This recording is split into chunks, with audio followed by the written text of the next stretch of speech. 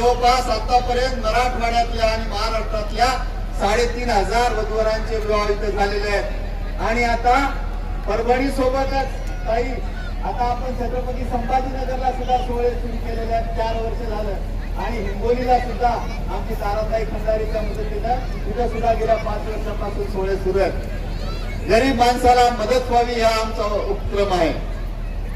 संबोधी अकादमीच्या सोहळ्यामुळे राज्यातल्या वरिष्ठ प्रशासनातले जे काही अधिकारी यायचे त्या अधिकाऱ्यांनी एक समाज कल्याण विभागाची कन्यादान योजना आणली आणि त्या कन्यादान योजनेच्या माध्यमातून वधूवराला 1 तोळ्याचं बंदी मंगळसूत्र आणि 4,000ची भांडी देण्याचा उपक्रम सुरू झाला। पण शासन म्हणलं की भ्रष्टाचार, समाज कल्याणच्या काही अधिकाऱ्यांनी भ्रष्टाचार केला आणि मंगळसूत्र त्या सोन्याच्या ऐवजी पितळी मंगळसूत्र दिलं।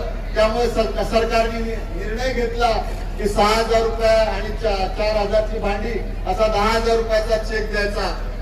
पण त्याच्यामुळे आता नुकसान असं झालं की आता सोन्याचे भाव किती झाले? 1.5 लाख झाले ताई। सोन्याचा भाव 1.5 लाख झाला। पहिली योजना होती 1 तोळ्याचं मंगळसूत्र आणि 4,000ची भांडी, मग त्याच्याच पटीनेच वाढलं। आपण जिल्ह्याच्या पालकमंत्र्या किमान 25 हस्ते तुमच्या घरी लग्न केलं तर एवढे मोठे भंतेजी आले असते का?